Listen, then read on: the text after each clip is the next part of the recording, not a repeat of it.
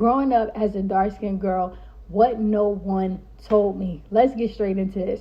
So basically, on my mother's side, my mom, she's light-skinned. Her mother is light-skinned. So my mother couldn't relate to being dark-skinned. And, that's not her fault. So I wasn't raised to, I wasn't taught, about the hardships that dark-skinned women may go through. On my father's side, my father's dark-skinned. His mother's dark-skinned. But what I've noticed, what was very common, was that this stuff wasn't really talked about. And oftentimes, because you have so many darts coming at you as a dark-skinned girl, as a black person, period, you learn to desensitize. This was something that I did, and I feel like a lot of other black women and dark-skinned women do this same thing, to where this stuff is not even talked about anymore. I have a dark-skinned sister that I was close with at one point. Me and her never even really sat down and talked about this stuff, because what I realized was that when you're going through so much, when you have so much darts coming at you, you have no choice but to desensitize and cut off your emotions to keep on surviving. As human beings, we are meant to endure. We know how to survive and endure and go through things. But it wasn't until I wrote my memoir, in the process of still writing my memoir, when I wrote out the harsh memories and moments of what I faced as being a dark-skinned girl. And I realized the biggest mistake I made was acting like it wasn't happening. That was the biggest mistake, because I didn't want to soak in it. I didn't want to sulk in it. I didn't want to hate everybody for, what was going on with me. I didn't want to walk around with colorism and racism on my sleeve. But what I learned in the process of me not trying to be that, I was disregarding myself, disregarding my own truths, and disregarding my black history, which in return meant that I was getting through by pure ignorance. So what was really the point? Who was that really benefiting? So what I learned was very important as someone who's being ostracized. When you're ostracized and ridiculed and put down, you have to be real about what you're going through. Because I never wanted to study black history. As a young girl, I didn't want to study it. I'm like, I don't want to watch these movies. I don't want to do this because it's going to make me feel this. But I'm going to tell you what, I was living it every day. I didn't even think about it until I was 25. I said, you know what, that could have been another reason I avoided my history. Why I avoided learning about the hardships of what my people went through, because I was dealing with it. I was dealing with things like being compared to animals, being compared to men, going on Twitter, seeing vulgar things about dark-skinned women being compared to black and mouths, or, our private areas being compared to real vulgar images. I was dealing with things of hearing I don't date black girls, or I don't like dark-skinned girls. I went through stuff where I was out with my light-skinned counterparts, and I saw the attention and favor that they got. I was experiencing myself living vicariously through women who were the beauty standard, because I didn't want to face myself. I didn't want to face the fact that I was not, because every day being me felt like a crime. That's the reality. That's what it felt like. But I suppressed it because I didn't want to know, and I didn't want to know the truth. And in return, all that what that did was just make all these emotions that I now am dealing with come up to the surface. They was festering. They went nowhere. When I would be our lighter counterparts, because I always have friends that were lighter than me. Like, it wasn't by choice or anything like that. I still, to this day, I have no hate towards light-skinned women, no hate towards white women, listen, I don't get down like that. But what it was, I had to acknowledge my truth. I had to acknowledge what I was dealing with and the everyday hardships of what it's like being me. I didn't want to self-loathe, but it was just like, you gotta admit it and be real so you could get to the dope side. So I'm gonna give y'all an example. I have light-skinned cousins, I had light-skinned friends and stuff like that, and I would see the favor that they would get, right? More attention, more praise, more love. I would see the way people's faces light up when they came in the room, and how they were like very, very favored. They had a privilege. And I saw it was a different reality, because when the world rolls out a red carpet for you because you fit the beauty standard, you see life completely different from a person who does not. So although I wasn't like bitter towards women who were lighter than me or had the pretty privilege. Because this is another thing too. It's not even just about being lighter. You also got your features too. That's another thing. We're going to get into that later. But what I would do when I would feel inferiority creep up, envy creep up, insecurity creep up, I would stuff it down. And I would try to compensate that by showing love, showing gratitude, being there for them, acting like I don't feel it, saying I'm not going to be that. And I'm going to be honest, I love how I did that, because that did allow me to not be completely disrespectful or take out my insecurities on them in a very vulgar, disrespectful way. But what ended up happening was I wasn't telling the truth. Like, I wasn't being real with myself. Like, I wasn't like, yo, Mahogany, this does make you feel some kind of way. This does make you feel insecure. This does make you feel like you're not worthy.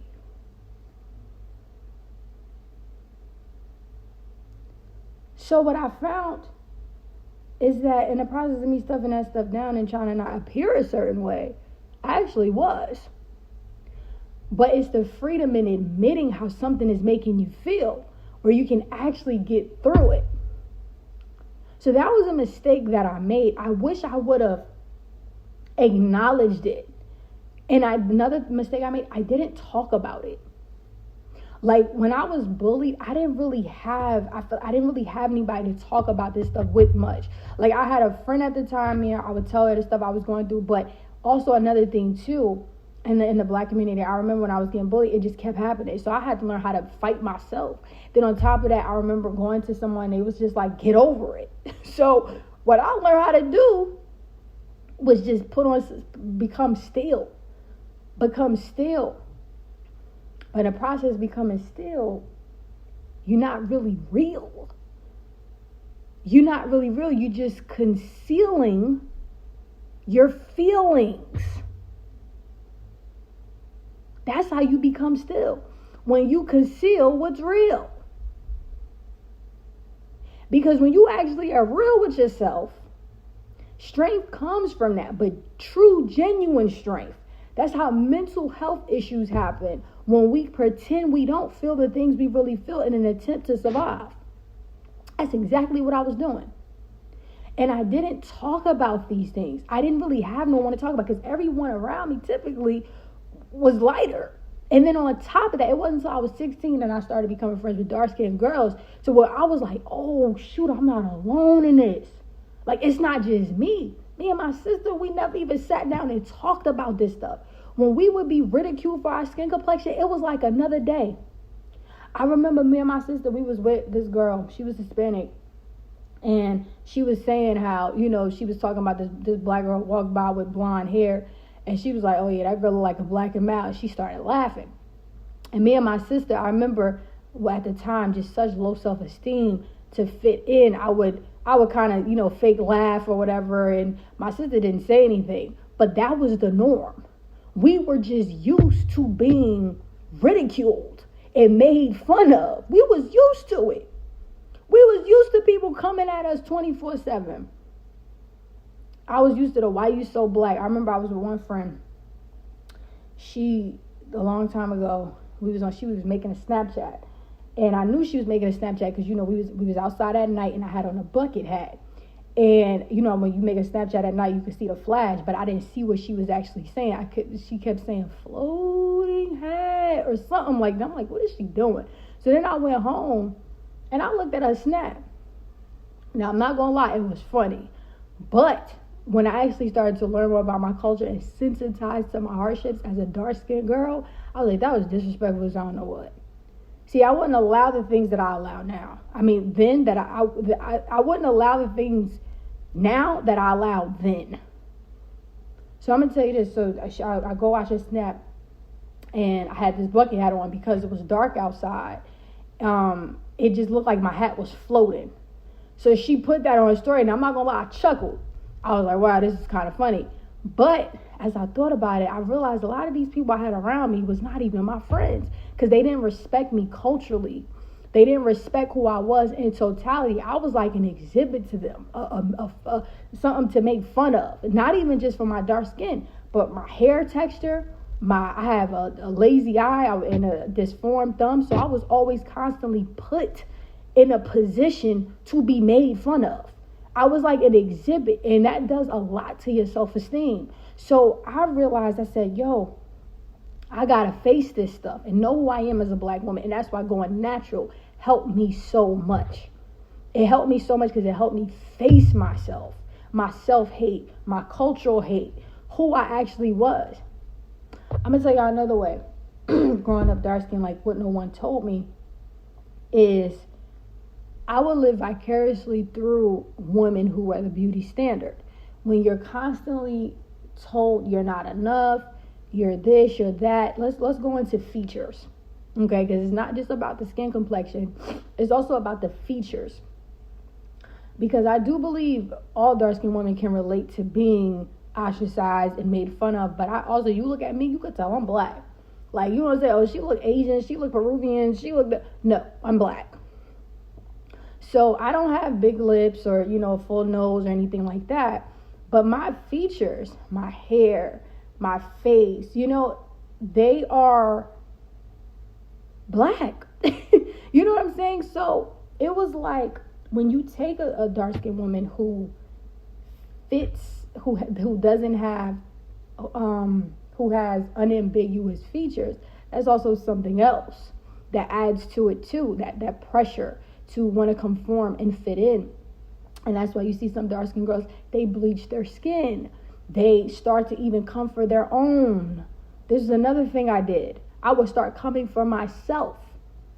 I would start saying, oh, my nappy hair, or I'm this, I'm that, my this, because I wanted to fit in. So what I did was I tried to just come for myself in hopes to feel accepted. It's a shame what you do to gain acceptance and approval and to feel beautiful about yourself. Like, it's crazy what you do. As I look back on this stuff now, I'm like, I can't even believe I did this stuff. So yeah, you start to come for yourself. You get so used to being made fun of and being ridiculed, you develop a low self-esteem.